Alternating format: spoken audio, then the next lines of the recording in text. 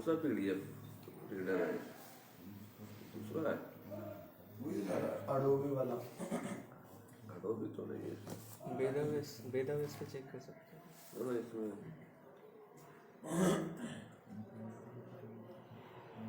वेदाबेस वाला नहीं, ये बंगला वाला। अरे ये वही है चक्रवर्ती पाद की टीका। जहाँ पर आप पहुँचना चाहते हो। हाँ समझ गया। नहीं मैं सोच रहा था कि कोई प्रॉब्लम है शायद, इशू। ना कोई इश्यू नहीं, सब पहुंच गया। पंगत लगा के बैठे हैं सब जल्दी। आ जाओ आप भी सामने लाइन में शामिल।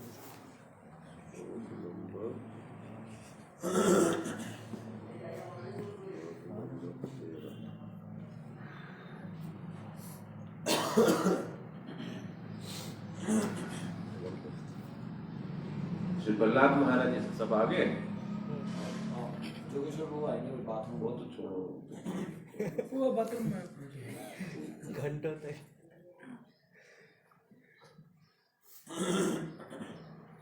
गुरुदेव की कृपा से और श्री राधा गोविंद देव की कृपा से हम लोग श्री नरसिंह देव स्वरूप में वे जो प्रकटित हुए हैं उसकी महिमा को जानने के लिए हम लोग श्री प्रहलाद महाराज जी की शिक्षाओं को सुन रहे हैं।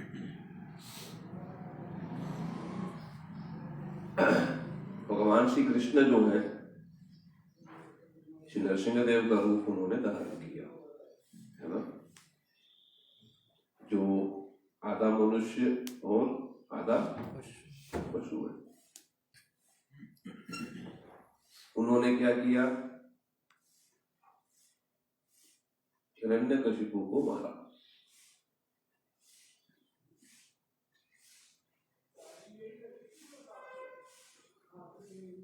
वास्तव में क्या मारा?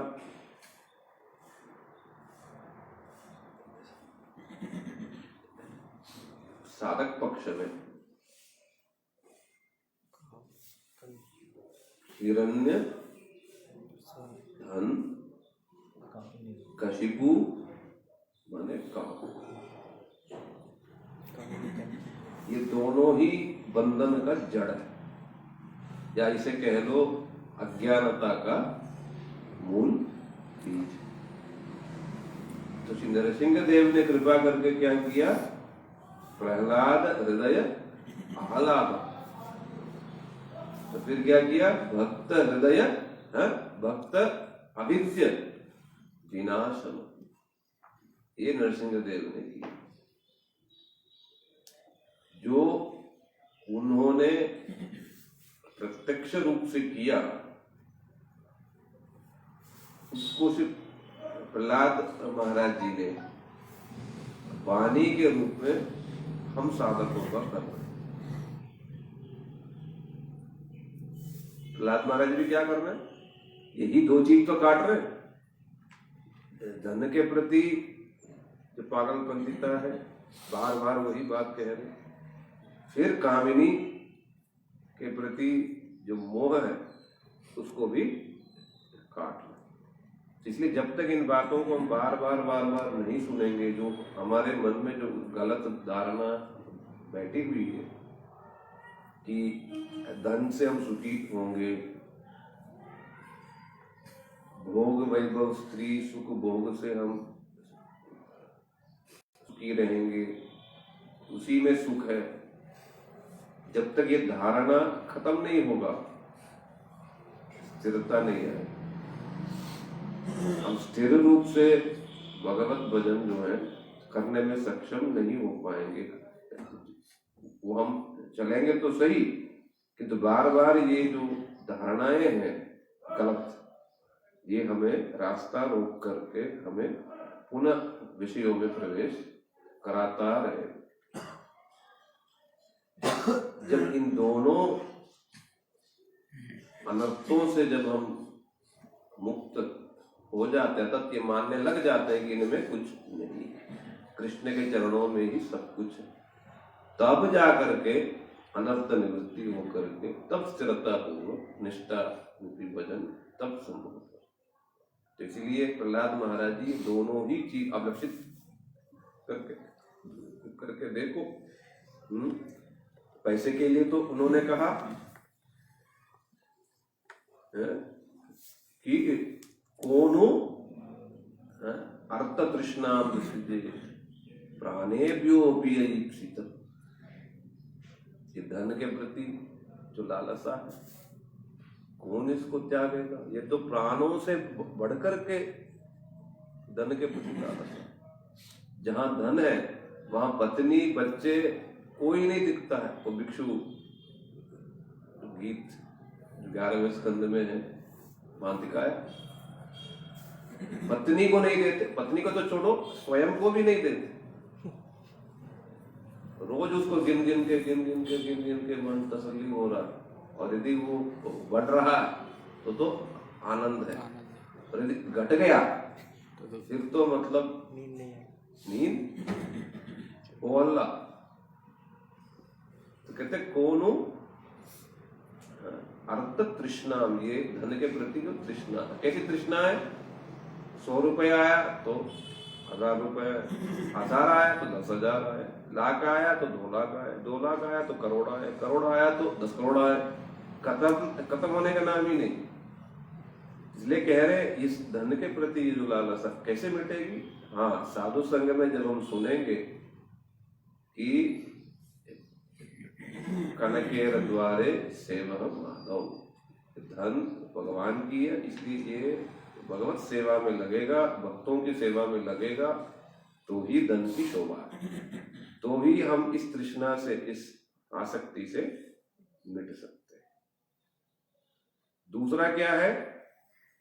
ये काम भोग वाला, ठीक है ना? ये भी बड़ी खतरनाक चीज, सबसे खतरनाक तो यही चीज।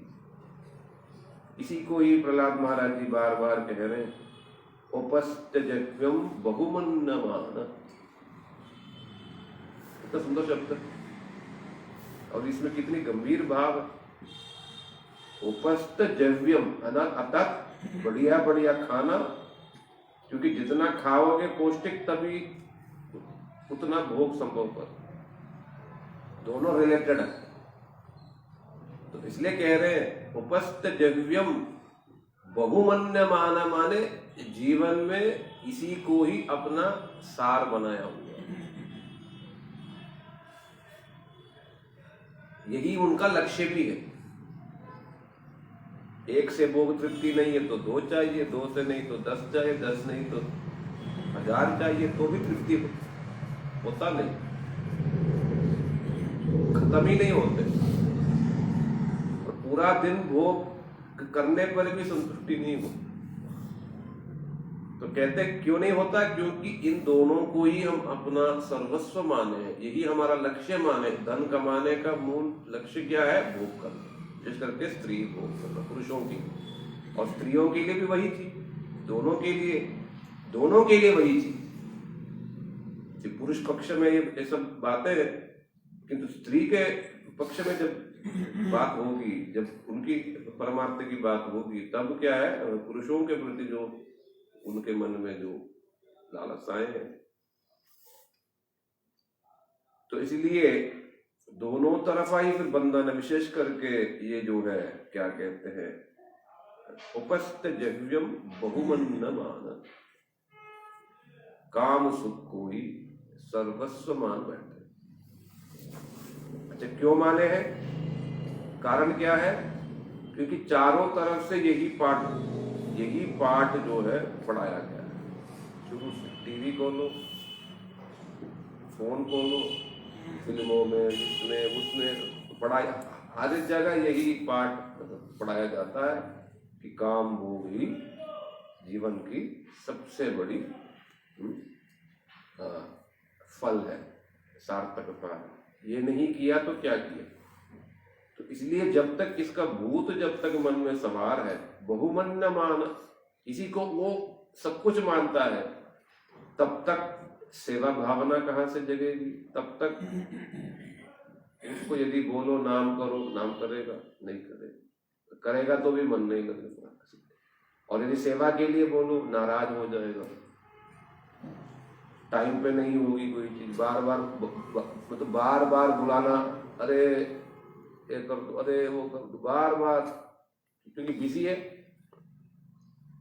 चीजों में बिजी है, तो कहां से आ जाएगा। तो इसलिए जब तक बहुमन न मान, ये जब तक हम इन चीजों को सब कुछ मानते हैं तब तक भजन नहीं हो पाता, करने नहीं देता हमें, ये चीज बैठने नहीं देता। क्यों? दुरंत मोह, इसके प्रति इतना मोह क्यों? क्योंकि वैसे वैसे लोगों का हमने संग किया जो हमें ये पढ़ाया कि इसी में ही सुख है। ये सुख नहीं है तो क्या सुख है? नया नया दिख रहा, नया नया चीज हो रहे, इसी में हम जो है फंसते जा रहे हैं।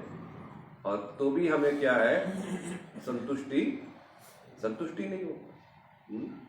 कतम विरज्येत, इसको कैसे छोड़ देंगे? बहुत मुश्किल है सोचो। किंतु साधु संघ के प्रभाव से जिसने इसको छोड़ दिया, त्याग दिया, वही जो है स्थिरता पूर्वक भजन कर पाए। इंद्रियां जो है प्रबल है, मन चंचल है, और वातावरण भी कैसी है, चारों तरफ से बार बार यही बात दोहराया जाता है, तो मन स्थिरता कहां से हो जाएगा? काल कलिर इंद्रिय वैरी वर्गा, भक्ति मार्ग है कंटक कोटि रुद्ध, आक्वाहम विकलम किमहम करो, चैतन्य चंद्र दिनाट्यम कृपाम न करो। प्रभुदास सरस्वती जी ने चैतन्य चंद्रामृत बहुत ही चमत्कार पूर्ण ग्रंथ, भावपूर्ण उद्गार महाप्रभु के प्रेम के प्रति चरणों में, तो उसमें कहते हैं काल क्या है? कली काल। और उस कली काल में इंद्रियां क्या है? वैरी वर्गा, ये परम शत्रु है। काल कलिर इंद्रिय वैरी वर्गा, भक्ति मार्ग है कंटक कोटि। और इस भक्ति मार्ग में क्या है? इतनी बाधाएं हैं, इतनी बाधाएं हैं, इसकी कोई ठिकाना। हमने सोचा मन काबू है, इंद्रियां काबू, कब वो हमें धोखा देके कब विषयों में ले गया पता ही नहीं, होश ही नहीं है। काल कलिर इंद्रिय वैरी वर्गा, भक्ति मार्ग कंटक कोटि रुद्ध, आक्वाहम विकलम किमहम करोमि। हे प्रभु, मैं व्याकुल हो रहा हूं, क्या करूं, कैसे बचूं, कैसे मैं आपका भजन करूं।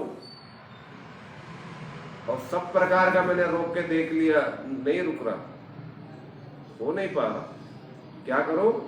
चैतन्य चंद यदि नाट्यम कृपाम न भरोसी, यदि आप मेरे ऊपर कृपा दृष्टि करोगे नहीं, बल दोगे नहीं, शक्ति दोगे नहीं, इसको पार पाना मेरे लिए संभव पर नहीं। तो इसीलिए ये बहुत मुख्य शब्द है, बहुमन मान। इसी को हम बहुत कुछ मान लेते हैं। क्यों मान लेते हैं? क्योंकि वैसे लोगों की संगति हमने की। इसीलिए श्री भगवान ने कहा है 11वें स्कंद में, न तथा भवेत् क्लेश बंधश्च अन्य प्रसंगतः योषित संगाद्यता पुंस यथा तत्संगी संगता। तो कहते हैं इस प्रकार से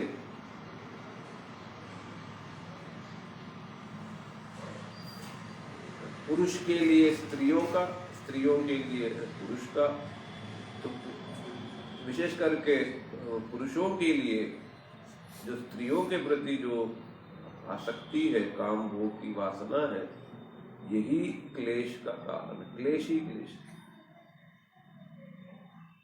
थोड़ा सा वो क्या है, सुख जैसा लगता है, किंतु जीवन भर क्या है? क्लेश ही क्लेश।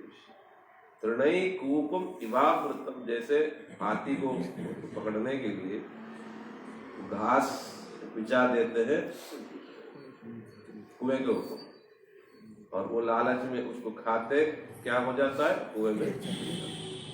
तो ठीक वैसे फिर बताया गया, वो पुरुष के लिए भी वही है, स्त्री के लिए भी फिर वही है। तो इसलिए थोड़ा सा सुख जैसा लगता है, घास जैसी, किंतु पूरा क्या है? क्लेश। इससे बढ़ के क्लेश और कुछ नहीं।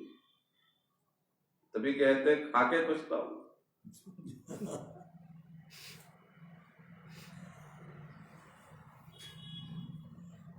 तब उस समय जो है 40-50 साल हो जाता है जब, तब घर जो है उसके लिए फांसी जैसी लगती है।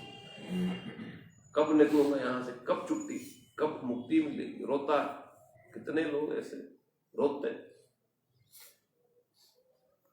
तो इसलिए क्लेश और बंधश्च, इतना बंधन है। चले जाओगे आप वृंदावन, पुरुष के लिए पत्नी, पत्नी के लिए पुरुष, मतलब दोनों तरफ बातें हैं। तो पत्नी पीछे से कहेगी मुझे लेके नहीं गई, खुद घूम के आ गई। तो पत्नी को लो तो फिर बच्चे भी। और एक बार घूम के आओ तो पॉकेट को करनी पड़ेगी ढीला। लगभग आजकल के हिसाब से तो 1.5-2 लाख। आप यदि 4-5 दिन भी रह लिया, 1.5-2 लाख से कम आप खर्चे है। बात 4 लोग जाने आने का फ्लाइट टिकट, कम रही 2-2 हजार 4-4 हजार का लगा लो, और 3 टाइम खाना, तो देख लो, तो लगा लो हिसाब किताब। और घूमेंगे फिरेंगे, इसकी गाड़ियों में जाएंगे, टैक्सी होगी, कितना लगेगा? ये खरीदेगा वो खरीदेगा। वो तो फिर बच्चे वो बार बार पॉकेट को देखेगा, किंतु वो बच्चे जो है छोड़ेंगे नहीं आपको। और पत्नी तो बिल्कुल भी नहीं छोड़ेगी। शॉपिंग के लिए जा रहे हैं बाहर, तो सारा क्रेडिट कार्ड वेडिट कार्ड सब खाली करके सब आ जाए। तो इसलिए क्या है? बंधन, ये सब क्या है? बंधन है। तो फिर वो पैसा खर्चोगे ना, फिर उसके लिए साल भर लगे रहो। सुबह 7 बजे जगो, दौड़ो। काम किया सब लोगों ने, तो जिसने काम किया सबको मतलब मालूम है। उसी जगह दिल्ली NCR में दौड़ो, और रात को पता ही नहीं टाइम कब वापस आएंगे, कोई हिसाब किताब नहीं। 7 भी लगेगा, 8-9 कभी भी, मतलब उन्होंने तनख्वाह देना माने निचोड़ लेना, 2-3 लोगों का काम ले लेना आपसे। तो घर आके करेगा क्या? खाया, भक्ति, ग्रंथ, इतना थका हुआ है कि क्या करेगा?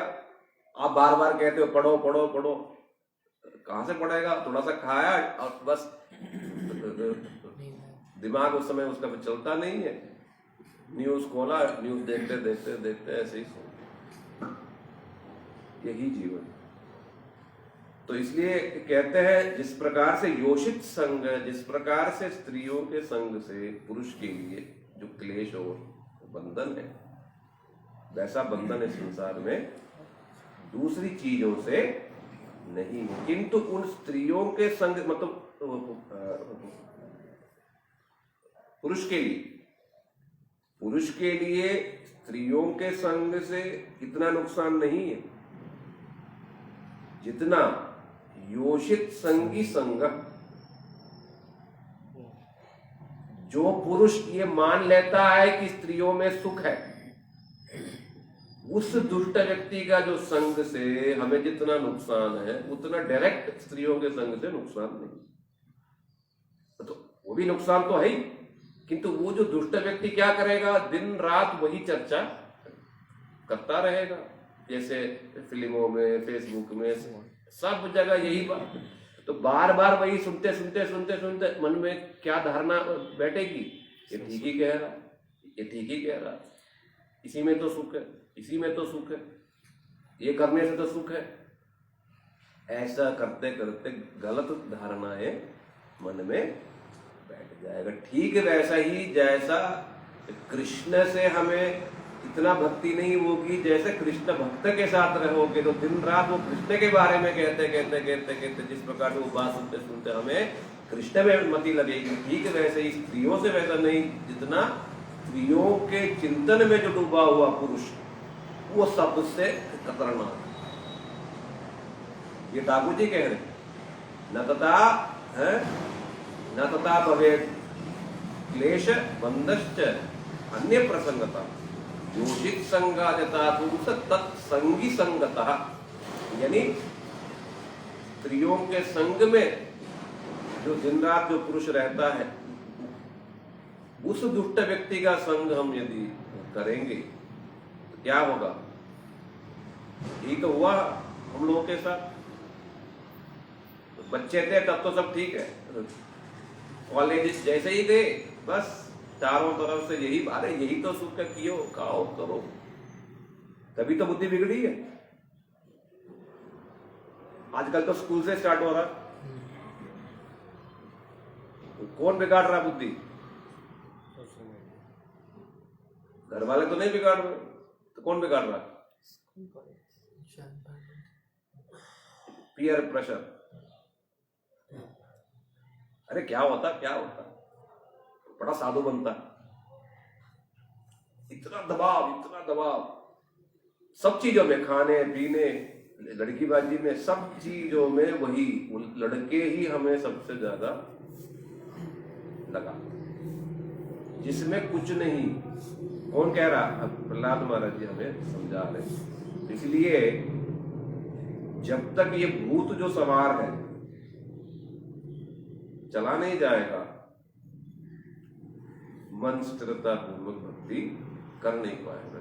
तभी हम प्रहलाद महाराज जी की शिक्षाओं को बार बार सुनते हैं कि ये भूत जो सवार है ये चला जाए।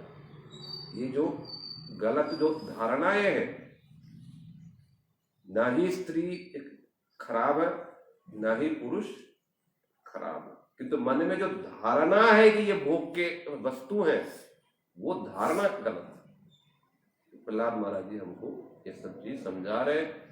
किंतु क्या है, जन्मांतरों की ये धारणाएं, और ये धारणाएं इतना पक्का स्ट्रांग है, ये धारणाएं मिट पाना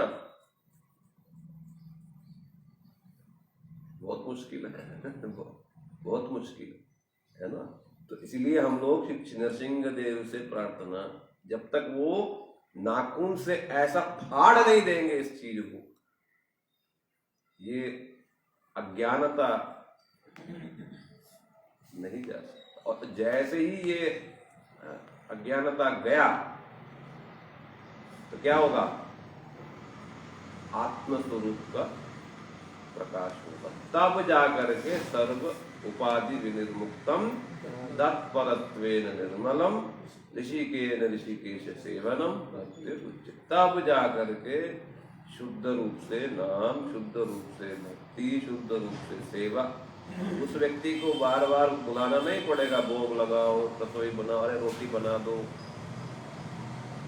नाम कर लो, 16 नाम कर लो, चलो ये कर देते, उस व्यक्ति को कहना नहीं पड़ेगा। इसलिए हम यदि साधु संघ के प्रभाव से हम यदि इस धारणा को छोड़ सके और महापुरुषों के जो विचार है कि कृष्ण भक्ति ही हमारा एकमात्र कर्तव्य है, इसको हम स्वीकार कर सके तो साधु संग हुआ। ठीक है। इसीलिए श्री नरसिंहदेव भगवान की कृपा के बिना अज्ञानता जो है ये ऐसा ऐसा फाड़ के करेंगे नहीं, तो बहुत मुश्किल। और प्रहलाद महाराज जी की कटु वाणी रूपी तलवार के द्वारा ये जो गलत धारणाएं हैं इसको जब तक काट नहीं देंगे, तभी श्री चैतन्य महाप्रभु और श्रील प्रभुपाद जी बार बार इसको सुनाते, मतलब सुनते भी थे और सुनाते भी। और ये बहुत जरूरी, जिस करके ब्रह्मचारियों के लिए जो अभी परमार्थ राज्य में प्रवेश करने जा रहे हैं, बहुत ही मुख्य चीज, इसको जब तक नहीं सुनेंगे, समझेंगे और इन बातों पर चलेंगे नहीं, स्थिरता नहीं आ सकती। निष्ठा, जिसे हम कहते हैं निष्ठा। क्या निष्ठा क्या है? श्री गुरुदेव समझाते हैं क्या है ये निष्ठा। कि कृष्ण भक्ति कैले सर्व कर्म कृत हुए, अर्थात कृष्ण भक्ति ही सब कुछ है और मैं किसी भी स्थिति में कृष्ण भक्ति को छोड़ूंगा नहीं, ऐसी धारणा को ही निष्ठा स्थिरता कहते हैं। ये नहीं कि कुछ समय भक्ति की और कुछ समय हम विषयों में लगते, जो हमारा स्वाभाविक है, थोड़ा थोड़ा किया और बाकी मतलब 24 घंटे में 2 घंटा बड़े मुश्किल से कर दिया और बाकी जो है 16 घंटा 20-22 घंटा जो है सब कुछ विषयों की। स्थिरता का क्या मतलब है? जिसने समझ लिया है कि 24 घंटा ही भगवत सेवा की विषय के लिए नहीं है, तो स्थिर है। ये स्थिरता है, ठीक है ना, ये स्थिरता है। तो इसलिए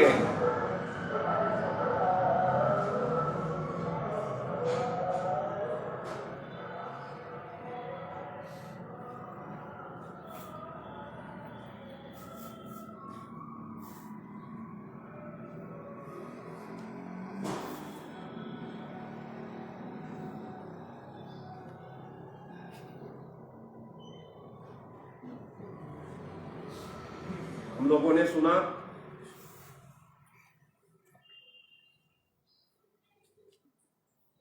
कि लोग कहते हैं परिवार कैसे चलेगा महाराज, मेरे बिना परिवार तो चलेगी नहीं। तो कहते हैं कुटुंब पोषाय वियन निजायु, इस परिवार की रक्षा के लिए क्या किया, बेचारा दिन रात लगा रहा, 60 साल चला गया और वही जो कमाता है मानो छुट्टी के दिन घर में रह लिया, पत्नी परेशान, बच्चे परेशान,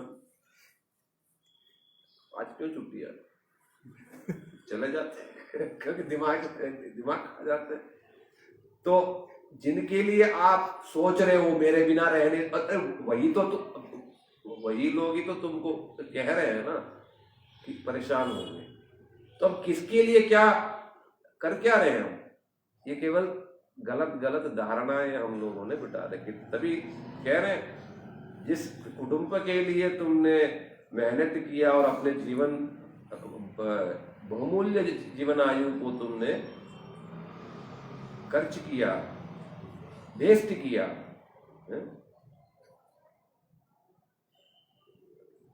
परिणाम में क्या आया, हाथ में क्या आया, तापत्रय दुखितात्मा, त्रिताप ही त्रिताप मिला। कल हम जो सुन रहे थे, माँ को छोड़ के चला गया विदेश, क्या करेगी, रो रही है, रोने से बस गया। तभी सरकार भी थोड़ा सा जागरूक हो रहे हैं धीरे धीरे। अभी ये गलतियां धीरे धीरे आजकल बढ़ रहे हैं बहुत ज्यादा।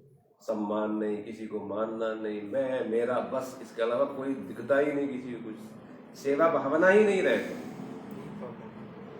तो इसलिए क्या, तापत्रय दुखितात्मा, इतना दुख, घर वाले ही लात मार के भगाते हैं, फिर भी न निर्विद्येत स्व कुटुंब राम, फिर भी उसको परिवार में ही मेरे बेटे, मेरे पोते, पड़पोते, पोत बहू, ये बहू, ऐसे ही बस कल्पनाओं में ही खेला खाते रहे।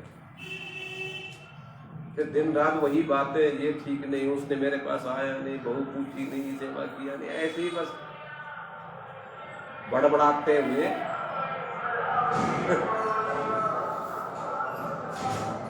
न निर्विद्येत, इतना होने पर भी वैराग्य मन में नहीं जगता, या कम से कम इतना भी नहीं जगता है मुझे भजन भी करना है। ये भावना मन में कहीं दूर दूर भी, कहीं से भी मन में आता ही नहीं मन। करें क्या?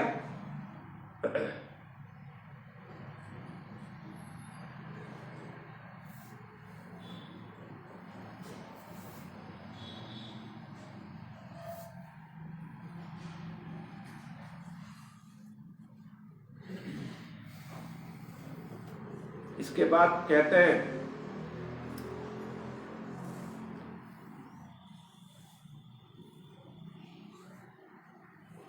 वित्तेषु नित्याभिनिविष्टचित् वित्तेषु नित्याभिनिविष्टचेता विद्वांश्च दोषं परिवृत्त हर्तुं प्रेत्यय च अतापि अजितेन्द्रियस् तत् अशांतकामो हरते कुटुंबी।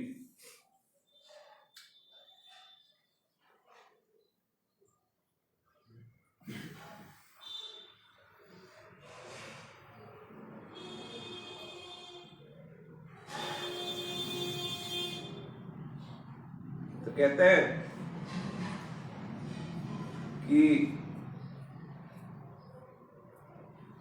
अजितेंद्रिय व्यक्ति जिसके अभी इंद्रियां जो हैं अभी वश में नहीं है,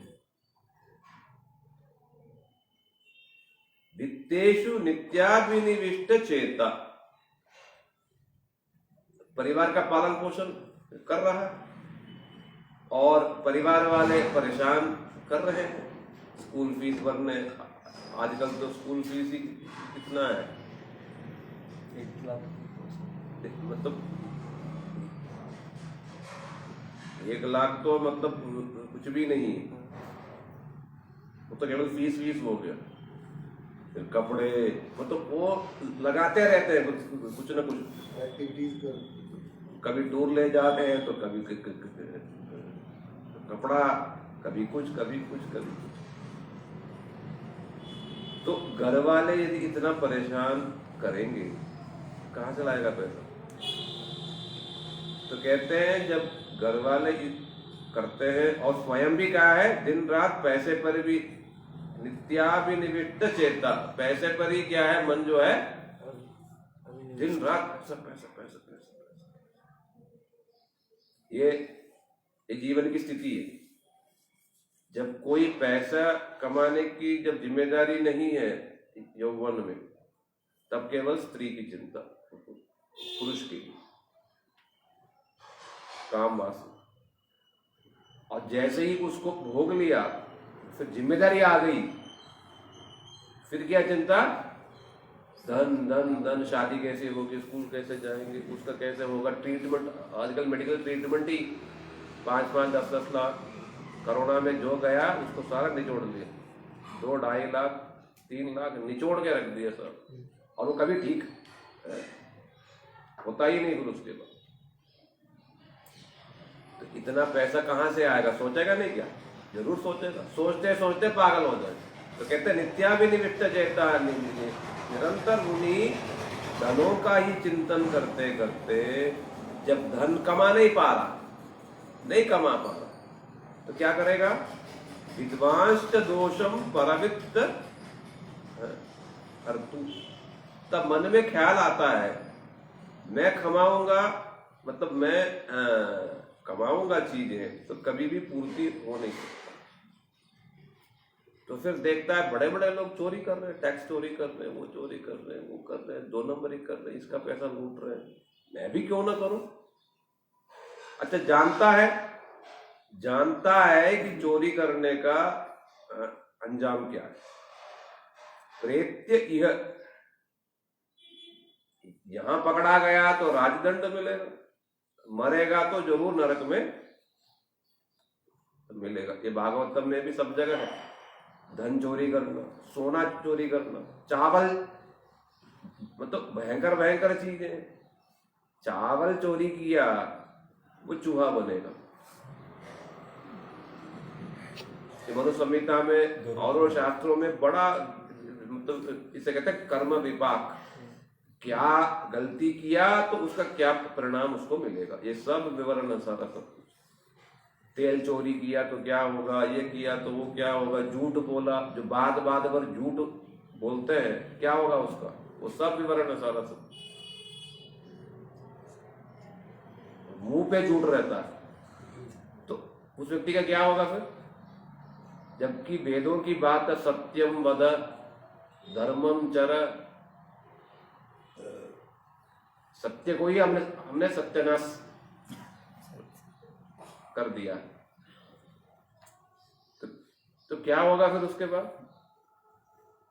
उसका परिणाम नहीं होगा, पक्का परिणाम होगा। अच्छा, फिर बहाना क्या देते हैं, महाराज जी इसके बिना ना बिजनेस ना चलता नहीं, सच बोलने से ना चलेगी नहीं कोई चीज। कैसी झूठ? घर से अभी निकले भी नहीं होगा, 10 बार फोन करने के बाद बड़े मेहरबानी से फोन उठा लिया, तो गुस्से से बोला ग्राहक ने, कहाँ है? बस मैं तो निकल गया, मैं बस 2 मिनट में मैं पहुंच ही गया। ट्रैफिक में फंस गए।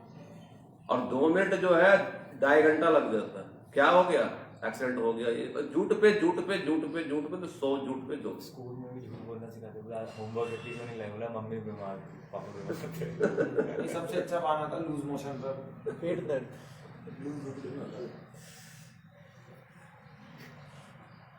तो कहते हैं कि पता है कि चोरी करने से क्या होगा, इसका परिणाम क्या है, सुनता है, जानते हैं, देखते भी हैं, तो भी क्या है, अजितेंद्रिय, मन अब वश में नहीं। 2-3 बार कहता है गलत है गलत है गलत है, अरे क्या जाता करने दो को यार, सब कर रहे हैं, वो भी कर रहे हैं, वो भी कर रहे हैं, वो भी कर रहे हैं, मैं पागल हूं क्या? बस वो भी क्या है,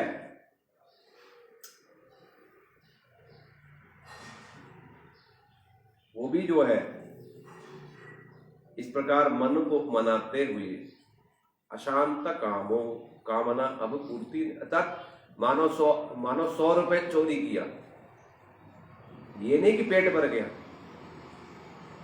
100 किया पकड़ा नहीं गया, अरे 100 पे पकड़ा नहीं गया तो 200। तो इसी प्रकार चीजें जो है बढ़ते बढ़ते क्या है, अशांत कामों, कामना मतलब बहाना तो परिवार वालों का, किंतु स्वयं भी चाहता है। हरते कुटुंबी, परिवार वालों के लिए, तो परिवार वालों का बहाना लेते हुए क्या करता है, चोरी करने लग जाता है। वाल्मीकि जी के चरित्र में हम जो सुनते हैं, पशुओं को मार के, तो श्री नारद ऋषि ने पूछा, तुम जो ये मार रहे हो किसके लिए मार रहे हो? परिवार वालों के लिए मार रहे हो। अच्छा, तुम्हें पता है इसका नतीजा क्या है? तो पहले तो क्या विश्वास हुआ नहीं, किंतु जब कृपा करके दिखा दिया कि सारे पशु तेरे पीछे लाइन में खड़े हैं तुमको मारने के लिए,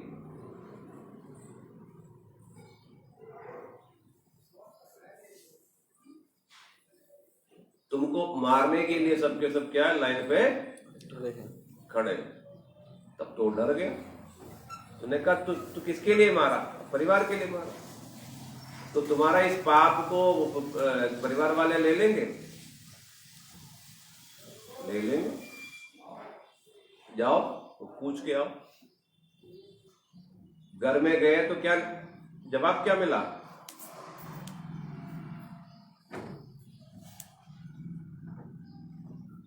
और एक शिफ्ट बिछा लो वहां पर।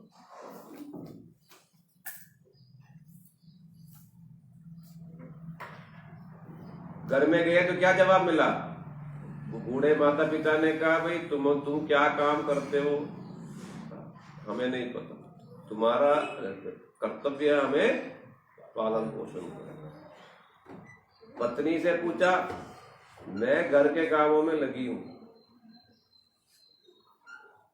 आपके पाप को मैं क्यों ढोऊंगी? मैंने बोला था पाप कर करके मतलब पेट भरो। सब ने टुकरा दिया। तब उसको होश आया, मैं किसके लिए कर रहा हूं? यही कह रहे हैं अभी ये सब चीज, तुम जो कमा रहे हो तो गलत तरीके से, और बहाना क्या दे रहे हो? परिवार के लिए, किंतु वही परिवार मरने के बाद तुम्हारा साथ नहीं देगा। किया तो तुमने परिवार के लिए है, किंतु फल किसको भोगना पड़ेगा? तुमको।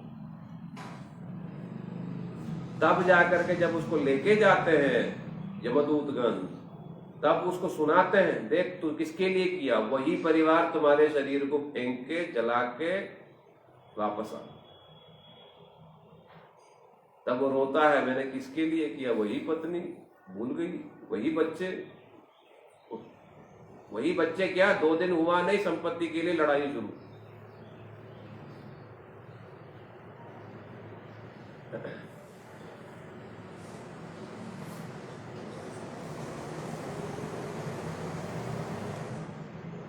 अच्छा, प्रहलाद महाराज जी कहते हैं,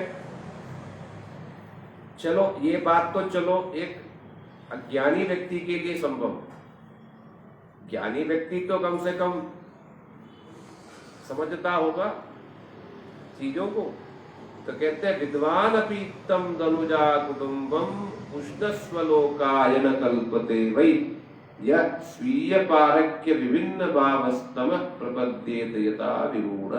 वो विद्वान भी विमूढ़ व्यक्ति की तरह ही हो जाता है।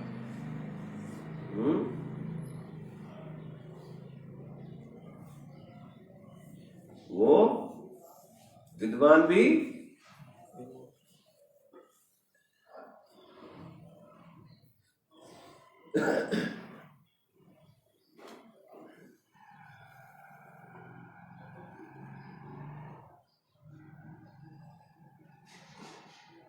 कहते हैं कि विद्वान व्यक्ति भी, अर्थात यहां पर विद्वान का क्या तात्पर्य है,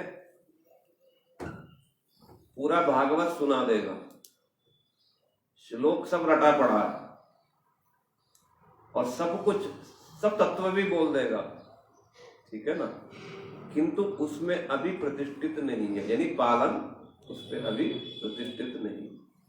तो वैसे विद्वान कहते हैं अपि इत्तम, वो विद्वान भले ही है, किंतु वो भी जब शादी करके परिवार का भोज जब लेता है, मन में वो भावना, मन में जो अज्ञानता है वो आ ही जाता है। क्या है वो अज्ञानता? स्वीय पारक्य विभिन्न भाव, अर्थात अपना पराया। ये भावना मन में जब जग गया, तो जब अपना जो चीज है उसके प्रति आसक्ति हो ही जाता, और पराया के प्रति द्वेष हो जाता। तो कहते हैं जब इस प्रकार से आसक्ति हो जाता है चीजें, तो फिर वो धीरे धीरे मैं कौन हूं, भले ही पंडित है, बड़े ही श्लोक जानता है, गीता का सब श्लोक जानता, देहिनोस्म्यता देह घोमानंता देहांतर मुह्यति, सब जानता, तो भी क्या है, ये जो अज्ञानता छाया हुआ, अपना पराया वाला जो भाव है, उस भाव को पोषण करने के कारण वो खो जाता है, खो बैठता है, मैं कौन हूं, आत्मा हूं, इसको ही वो खो बैठता है, भूल जाता है और समझने लगता मैं ये शरीर हूं, ये परिवार मेरा है, ठीक है। और फिर जब इस प्रकार से उस परिवार के प्रति आसक्ति हो जाती है, फिर उस परिवार के लिए चिंतन करने लग जाता है। उष्णन स्वलोकाय कुटुंबम, फिर सोचता है मेरे परिवार है तो कौन इनको खिलाएगा, कौन इसका पालन होगा। बस इसी प्रकार एक के बाद एक जो है फंसता चला जाता है, फंसता चला जाता है। फिर उसके बाद उस अज्ञान रूपी सागर से उसके लिए निकल पाना संभव ही नहीं है। प्रपद्यते यथा विमूढ़, मूढ़ व्यक्ति की तरह वो भी बस पाप पुण्य का कोई विचार नहीं, कुछ नहीं, परिवार पालन के चक्कर में सब कुछ मैं कौन हूं सब कुछ भूल के वही अज्ञानता के सागर में डूब जाते हैं। तो इसलिए ये नहीं कि विद्वान होगा तो समझ जाएगा, तो भी नहीं हो सके। कैसे होगा? केवल और केवल महापुरुषों के संग के प्रभाव से, उनकी कृपा से तो संभव।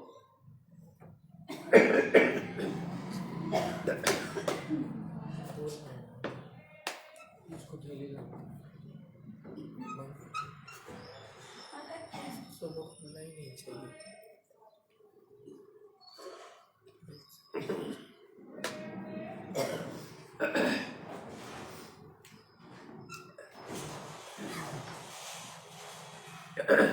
साधु संग में रहेंगे तो ही वो साधु हमें बार बार समझाएंगे हमें, तो आप टोक कर। साधु संग में नहीं रहेंगे, धीरे धीरे कब हम फिसल जाएंगे पता ही नहीं चलेगा। तभी श्री नंदन महाराज जी ने कहा, मध विचलनम परिणाम गृहीणाम दीन चेतसाम। यहाँ पर जो दीन चेतसाम है, क्या है वो? यही वाला चीज, मैं, मेरा, अपना, पराया।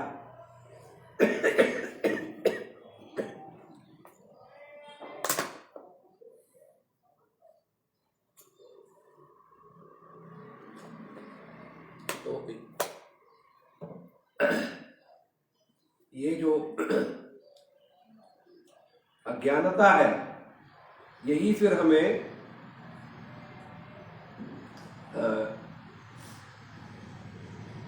कर्तव्य बोध भी दे देता है। अरे मैं नहीं हूंगा तो क्या होगा, मेरे बिना तो चल ही नहीं सकता। तो ऐसा सोचते सोचते सोचते वो दलदल में फंसता चला जाता और आत्म विषयक जो ज्ञान है उसको खो देता। ठीक है, तो कहते हैं विद्वान होने से क्या होता है? आसक्ति के कारण वो भी परिवार पालन के चक्कर में मैं कौन हूं, जीवात्मा हूं, मैं चिन्मय हूं, सब भूल जाता। अतः ये इतना बंधनकारी है चीज, इससे निकल पाना संभव नहीं। हाँ, साधु संग में श्रेष्ठ महापुरुषों के संग में कुछ कुछ संभव। इसके लिए हमको करना पड़ेगा महाप्रयास, छोटा मोटा प्रयास भी नहीं। और चलो पहले समय में फिर भी गुंजाइश था, क्योंकि पागलों की तरह 12-15 घंटा काम नहीं होता और पहले टीवी फोन ये सब नहीं होते थे, तो कुछ परमार्थिक, या भी 30 साल पहले, जब से टीवी आने से पहले की भी बात है, लोग रामायण में, मतलब रामायण में लोगों की रुचि रहती थी, रामचरितमानस जानते थे और चीज, शास्त्रों सुनना, कथा सुनना, और सबको कीर्तन याद था। और अब पढ़ने तक के भी रुचि नहीं है, टाइम ही नहीं है किसी के पास। तो बताओ कैसे हो जाएगी भक्ति? संभव है? इसलिए श्री गुरुवर्ग जो है दयापूर्वक कह देते हैं, अच्छा ठीक है, कोई बात नहीं बेटा, कम से कम 2 माला ही कर लो, इतना ही कर लो कम से कम। करेंगे क्या? हमसे वो 2 माला भी नहीं हो पाता, 2 माला के लिए भी टाइम नहीं होता, है ना। इसलिए कैसे हो जाएगा? वर्तमान माहौल में भक्ति हो जाना बहुत विशेष प्रयास के बिना संभव हो। इतना भोग और इतनी चीजें क्या मतलब किस चीज के लिए टाइम देगा वो? तो कहते हैं विद्वान होने से क्या है? यदि वो भी अज्ञानता में पड़ा तो भी क्या हो जाएगा? वो भी क्या है, दलदल में फंसने की भांति, वो भी मूढ़ व्यक्ति की तरह ही संसार में फंस जाए। ठीक है, ये तो न कश्चित, यतो न कश्चित् क्वच कुत्रचित् वादीन स्वमात्मानं अलं समर्थ विमोचितुं कामदृशां विहार क्रीडा मृगो यन्निगडो विसर्ग। ये तो भयंकर बात कह रहे।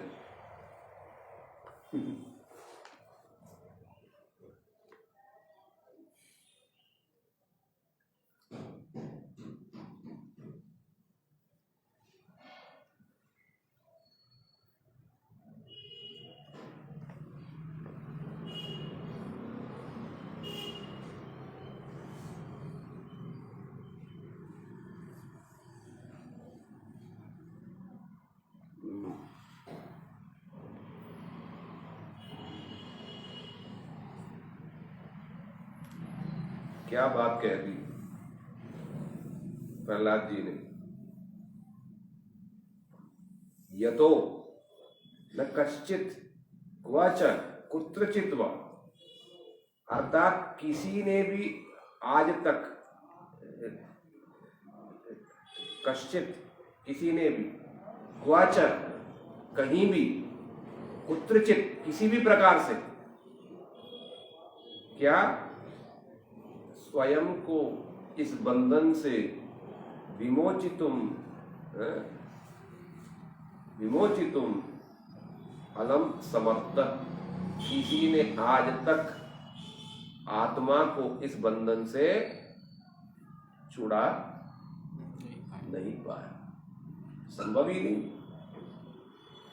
संभव ही नहीं है। तो जब इस प्रकार से दलदल में फंस गया, दलदल क्या है, जब ये भूल ही गया मैं जीवात्मा हूं, कोई चीज हूं, तो क्या मानने लगा मैं ये शरीर हूं। फिर उस शरीर को ही लीप पोतने में उसको 50 साल हो गया, फिर भी उसको नौजवान बना के रखने में ही हम उसको व्यस्त रखेंगे। तो फिर क्या हो जाएगा, फिर पुरुष के लिए स्त्री के प्रति और स्त्री के लिए पुरुष के प्रति, दोनों तरफा ये बातें हैं। तो इसलिए कह रहे हैं पुरुष के पक्ष में कि जब वो किसी भी प्रकार से स्वयं को उद्धार कर नहीं पाया, गीता में श्लोक है ना, सोना नहीं, गीता में श्लोक है ना, कृष्ण ने बोला उद्धरेत आत्मना आत्मान न आत्मानम अवसादयेत्। ये कृष्ण का आदेश है, उद्धरेत, उद्धार करो, किसका, आत्मना आत्मानम, अर्थात मन के द्वारा आत्मा को उद्धार करो, यानी विषयों में जो लगा हुआ अभी उसको वहां से निकाल के आत्म तत्व में प्रतिष्ठित हो न। आत्मना आत्मानम अवसादयेत्, उस मन को विषयों का चिंतन करते करते विषयों में उसको डुबो मत दो। सीधा बैठो, उस मन को क्या है, विषयों में डुबो मत देना, ये भगवत वचन है। किंतु जो कृष्ण ने जो कहा उद्धरेत, ये उद्धार कैसे हो जाएगा। यहां पर कह रहे हैं आज तक किसी ने स्वचेष्टा से हम सोचेंगे हम माला कर रहे हैं, हम तो मुक्त हो गए हैं, सब ऐसी सपने में अब कहां से धीरे धीरे माया चटकारा लेते हुए कैसी घुस जाती है, सपने में भी देखने मतलब समझ नहीं सकते हो आप। तो कहते हैं कश्चित क्वच कुत्रचित वा, कहीं भी किसी भी प्रकार से किसी ने भी आज तक विमोचितुम स्वम आत्मानम, अपने को इस बंधन से छुड़ा नहीं पाया। ठीक वैसे ही जैसा भले ही वो जितना बड़ा डॉक्टर है, किंतु यदि खुद का यदि बाईपास सर्जरी है यदि कर लेगा, ठीक वैसे ही है, ठीक वैसे ही। इसके लिए प्रॉपर गुरु, प्रॉपर संत जो स्वयं मुक्त हैं, जो स्वयं संसार के बंधनों से मुक्त हैं, आत्म तत्व में प्रतिष्ठित हैं, जब तक वैसे महापुरुषों का संग नहीं होगा, वो हमें ऑपरेशन के द्वारा निकाल नहीं लेंगे, तब तक हम निकल नहीं पाएंगे। तो जब निकल नहीं पाता है तो क्या करता है? कामदृशाम विहार क्रीड़ा मृगो यन निगड़ो विसर्ग। फिर वो और गहरी दलदल में फंसता चला जाता है। कैसा दलदल है?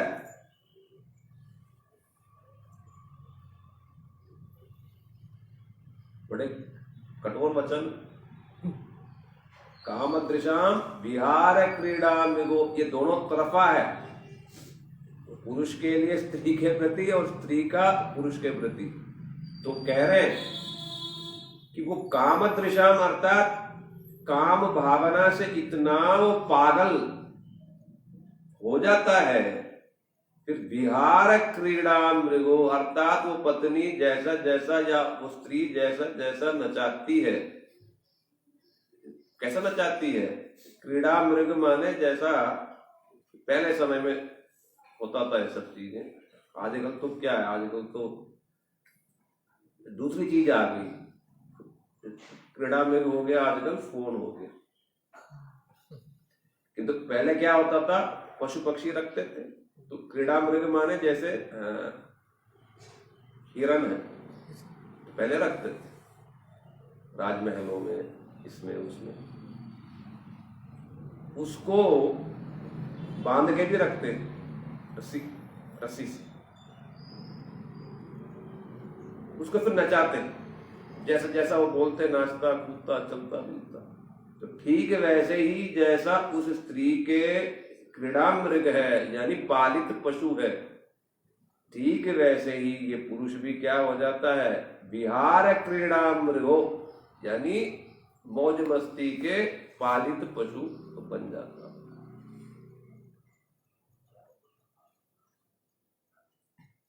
कोई सुन पाएगा ये सब बातें? साहस है? तभी कोई ये सुनाता नहीं है ये सब चीजें। तभी हम जो है, हमारा जो भजन है वो पक्का हो नहीं पाता, क्योंकि हम सुनते ही नहीं ये सब चीजें। तो फिर कहते हैं जब इस प्रकार से पत्नी के यानी पुरुष के लिए स्त्री और स्त्री के लिए भी फिर वही बात है पुरुष के प्रति। वो देवहूति के प्रसंग में फिर बताया गया ये सब चीजें स्त्रियों के लिए भी। तो परमार्थ तो दोनों के लिए है ना, तो दोनों के लिए ही समान रूप से बातें।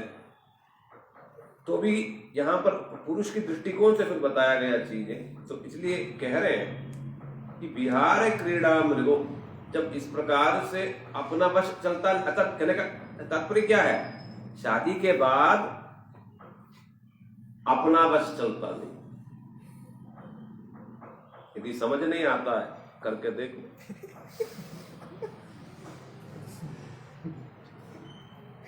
वो अतः उन्होंने जैसा कहा वही नियम है, वही कानून है, वही सब कुछ है। मानोगे तो सुखी रहोगे, नहीं मानोगे तो क्लेश कला और वही फिर हो जाएगा नरक।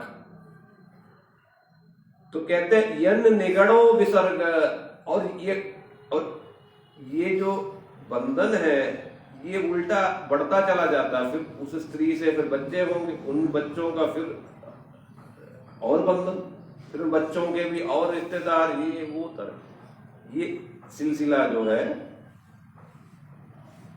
इतना चला जाता है कि आप कहां से आत्मा को कहां से आप निकालोगे? निकाल ही नहीं सकते। गुरुदेव जो है इसीलिए बार बार कहते थे, एक सुंदर कथा है, उसका नाम था कैलाश। एक व्यक्ति था, उसका नाम था कैलाश।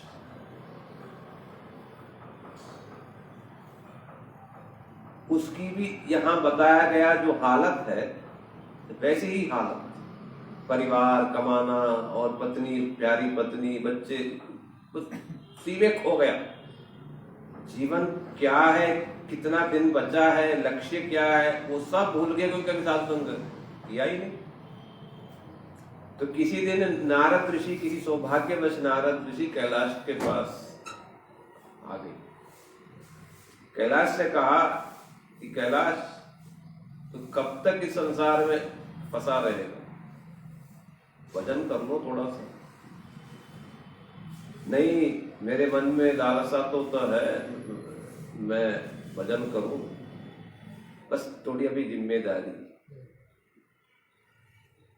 बस ये थोड़ा सा जिम्मेदारी निपटा लो, फिर पक्का करो। फिर थोड़ा समय चला गया, वो जिम्मेदारी भी पूरा हो गया। फिर आए नारद ऋषि, करने लगे, अब तो कर लो। नहीं, बच्चों की अभी शादी बाकी, थोड़ा वो शादी करके फिर फ्री हो जाओगा, फिर जरूर करो। फिर शादी भी होगी, नहीं पोता पोती थोड़ा देख लो, फिर पोता पोती भी देख लिया, नहीं ये बड़े होके ना ये भी एक बार शादी देख लो ना, फिर तसल्ली, ठंडक हो जाए। नारद ऋषि देखा ये जीवन में भजन करेगा। फिर थोड़े दिन के बाद जब आए तो देखा कहाँ कैलाश मर गया। किंतु नारद ऋषि को पता है कि कैलाश मर के कहाँ जाएगा, क्योंकि घर में उसकी आसक्ति थी। जहां आसक्ति है फिर दोबारा हमको वहीं लौटना पड़ेगा। तो नारद ऋषि ढूंढ रहे हैं कहाँ, उसी घर में बैल बने हुए। फिर उस बैल को बोला, कैलाश अब तो कर लो।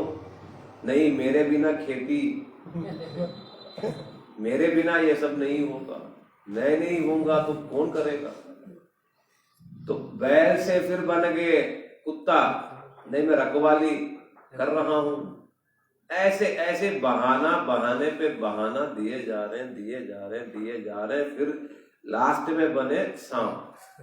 वही धन है, धन की रखवाली के लिए सांप बने। तो फिर दोबारा नारद ऋषि जाकर के बोला, कैलाश अब तो कर लो।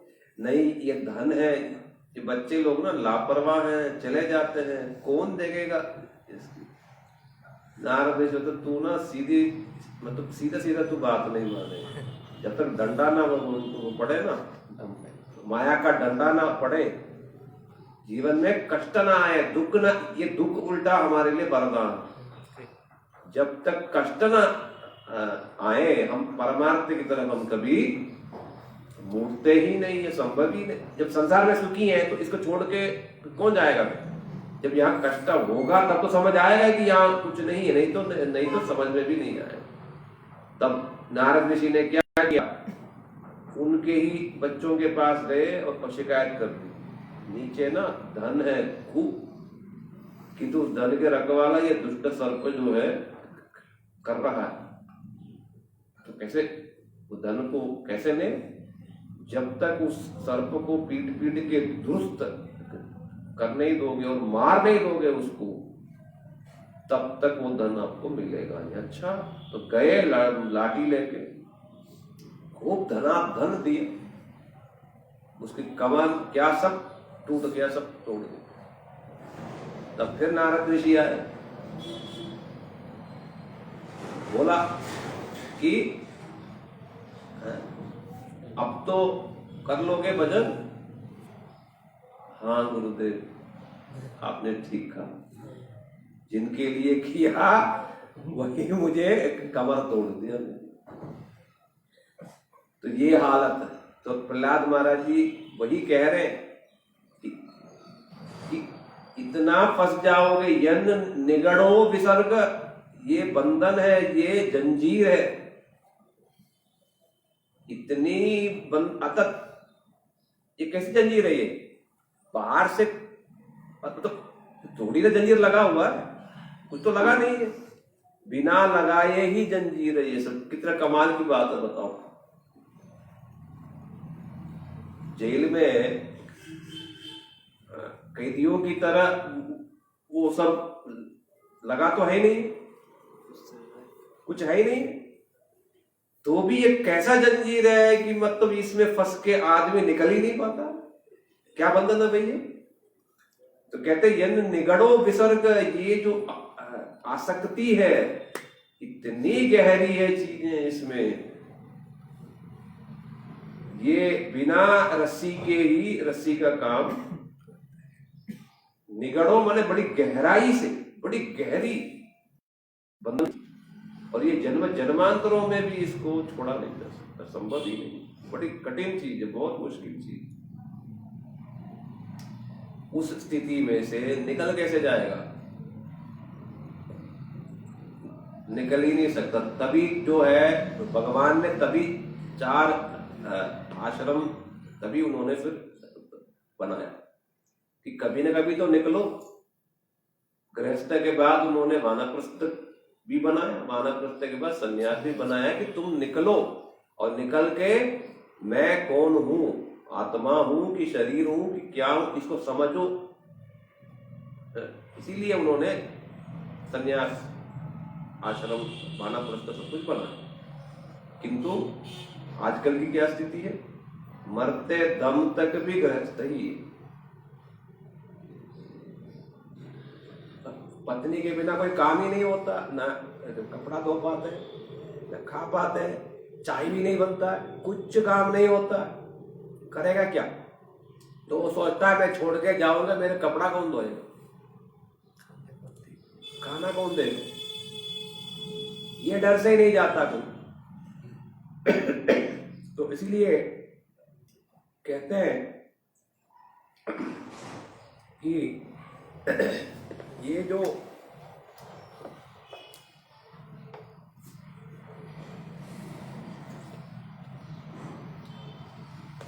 बंधन है, ये बड़ा भयंकर बंधन है।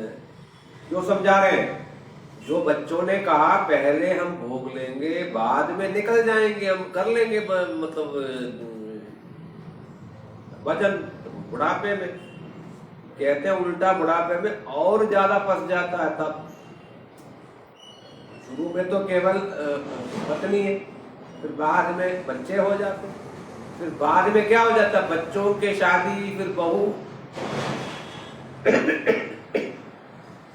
बहू, फिर संबंधी, ऐसा करते करते प्रपंच रच जाता है, खत्म ही नहीं होता। इसकी शादी तो उसकी शादी तो उसके निभाने, अरे अच्छा किसी के यहाँ नहीं गए तो वो नाराज हो गया, किसी को गिफ्ट दिया वो नाराज हो गया, नहीं दिया नाराज हो गया। किस किस को आप मन रखोगे, कहाँ का? अच्छा किसी को आपने निमंत्रण देना भूल गए, वो तो ऐसा शत्रु बन गया आपका कि मतलब सारा 50 साल की मित्रता सब भूल जाता, शादी में नहीं बुलाया। तो इस प्रकार से वो बुढ़ापे में तो उल्टा ज्यादा फंस जाता हो। कैसे निकल पाओगे, कैसे भगवत भजन कर लोगे? संभव है? प्रहलाद महाराज जी कहते हैं संभव नहीं। तो क्या करें? ये है कठोर चीज कह रहे। ततो विदुरात् परिहृत्य दैत्य दैत्येषु संगम विषयात्मकेषु, कह रहे इसलिए ये जो बंधन है ये छोड़ा नहीं जा सकता है। तो क्या करना पड़ेगा? ततो विदुरात् परिहृत्य दैत्या, ये सब वासनाएं, कामनाएं, इच्छाओं को दूरात माने दूर से, और विदुरा अर्थात बहुत दूर से ही, अर्थात उसका एक भनक भी लगे इतनी दूर से। परिहृत्य माने उसको त्याग दो। कैसे त्यागोगे? मन में कहना कि मुझे नहीं चाहिए। जैसा आपको खाने के लिए बैठे हो, 2 रोटी दी, खीर दी, ये दी, वो दी, सब दे दिया, भर गया यहाँ पर।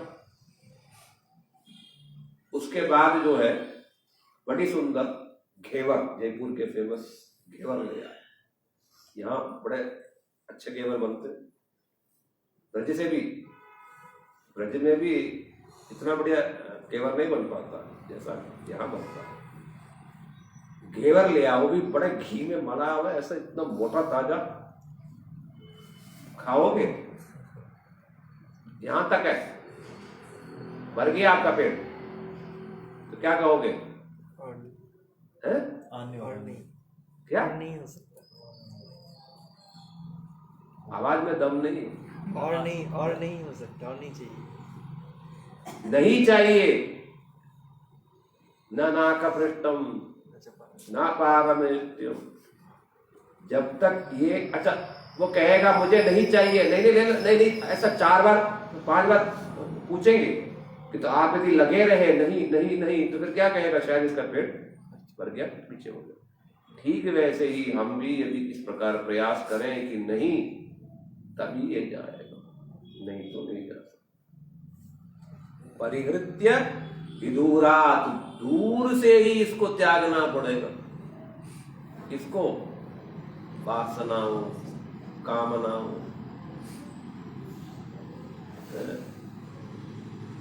ये भागवतम में ही ययाति महाराज जी ने कहा है, या दुश्चजा अपि न दुश्चजति, जीर्णो अपि न जीर्णति, ताम तृष्णाम दुःख निवहाम शर्म कामो द्रुतम त्यजेत। जीवन चला जाता है फिर भी वासना खत्म नहीं होता। जिसको त्यागना बड़े बड़े त्यागियों के लिए भी मुश्किल, किंतु यदि जीवन में शांति चाहते हो, शर्म कामो, मन की शांति, परमार्थिक शांति चाहते हो, तो क्या करना पड़ेगा? ताम तृष्णाम, ये वासनाओं को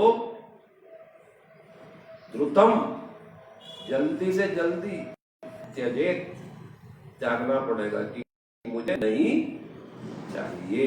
जैसा प्रसाद पाए, पेट से भर गया, घेवर लाया, तो हम क्या कहते हैं? नहीं चाहिए। ठीक वैसे ही क्या करना पड़ेगा? मुझे ये वासना नहीं चाहिए, ऐसा मन से निकाल के हम उसको फेंकना पड़ेगा। नहीं फेंकेंगे, ये बार बार घूम घूम के फिर बवंडर की तरह हमें पागल बना दे। तो इसलिए कह रहे ततो विदूरात् परिहृत्य दैत्या, दूर से ही इसको क्या करो? नमस्कार कर दो। घेवर है? नहीं नहीं, घेवर नहीं, प्रणाम। अच्छा, मानो यदि हमने त्याग भी दिया, मानो हमने यदि त्याग भी दिया, किंतु हमारे बगल वाला जो है इस साइड में और सामने में सब घेवर लिया पूरा पूरा, और ऐसे खा रहे, आहा क्या घेवर आज, ऐसे ऐसे, जो आपका पेट यहां तक भरा हुआ था, तो वो सोचने में मजबूर हो जाएगा, मैंने कुछ मिस तो नहीं कर दिया आज, है? तो कहेगा अच्छा थोड़ा सा दे, इतना सा। तो ये क्या हो गया? ये संग का दोष हो गया।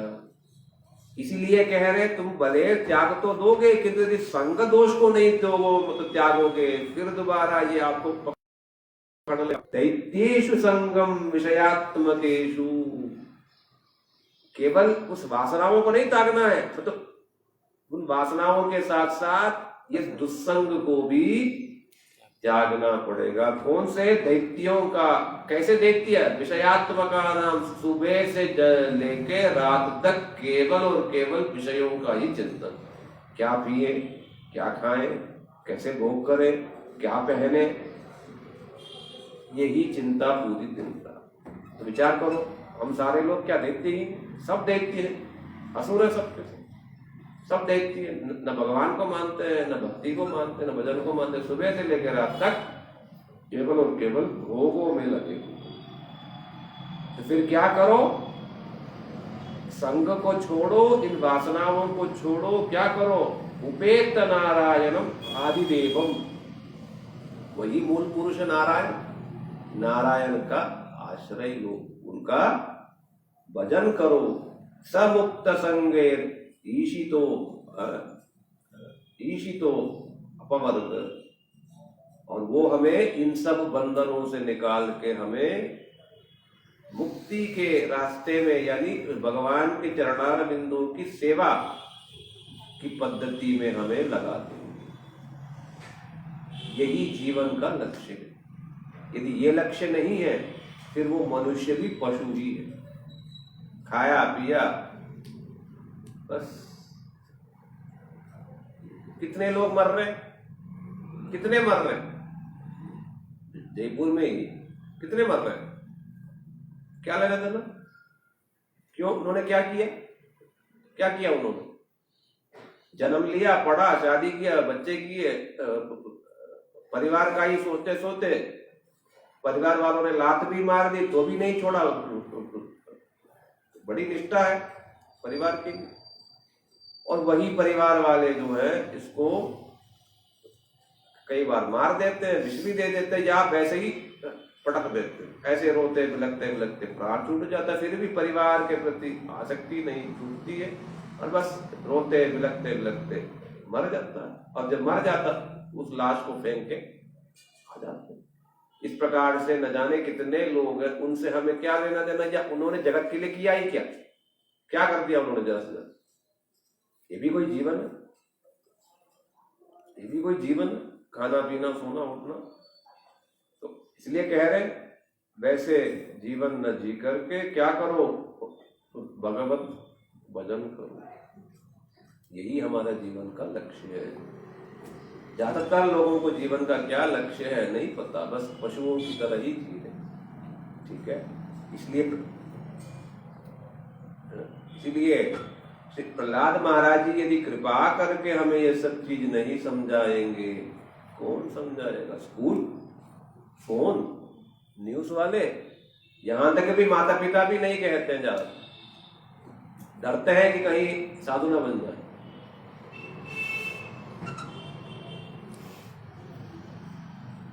घर वाले तो ये भी कहते थे जैसे गरुड़ पुराण नहीं सुनना, गरुड़ पुराण मत सुनना, वैराग्य आ जाएगा।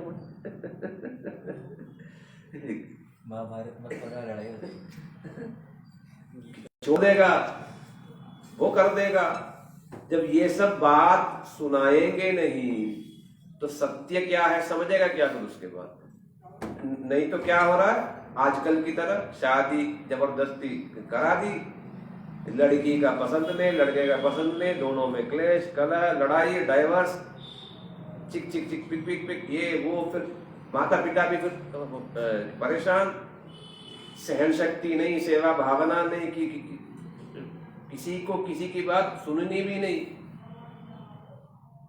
किसी को किसी की बात सुनना भी नहीं, सहन शक्ति भी नहीं, सब कुछ परेशान ही परेशान। क्योंकि जब तक हम ये सब चीज सुनेंगे नहीं, धैर्य सहन शक्ति नहीं आएगा।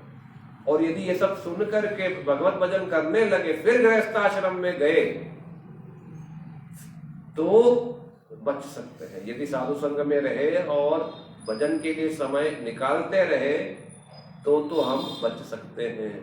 तो भी वो गृहस्थाश्रम उसको बर्बाद करेगा नहीं तो दूसरे लोगों की तरह बर्बादी हो जाएगा, है ना। तो इसलिए हम यदि ये संस्कार जो है जवानी से हमने यदि डाला तो हमारे फायदा ही फायदा। बाद में नहीं डाला सकते, 50 के बाद बोलते बाद में डल जाएगा, तभी बार बार कह रहे हैं बाद में संभव है ही नहीं, है ना। संभव है। बोलो प्रहलाद महाराज की जय, श्री नृसिंहदेव भगवान की जय, भागवत महापुराण की जय। अब तक जब तक हमें ये समझ नहीं आएगा कि हमें भजन क्यों करना है, क्यों करना है भजन, और करना भी है तो अभी से क्यों करना है, जब तक हमें समझ नहीं आएगा तब तक हम सीरियस हो ही नहीं सकते। तो इसलिए प्रहलाद महाराज जी की ये सब बातें इसको बार बार सुनेंगे तभी हम सीरियस हो सकते कि संसार में कुछ नहीं। तो क्या है फिर, केवल और केवल कृष्ण के चरणों में ही सब कुछ है। समझ आ जाएगा तब तो हम करेंगे भजन, निष्ठापूर्वक श्रद्धापूर्वक तब हम करेंगे भजन, उसके पहले नहीं। ठीक, बहुत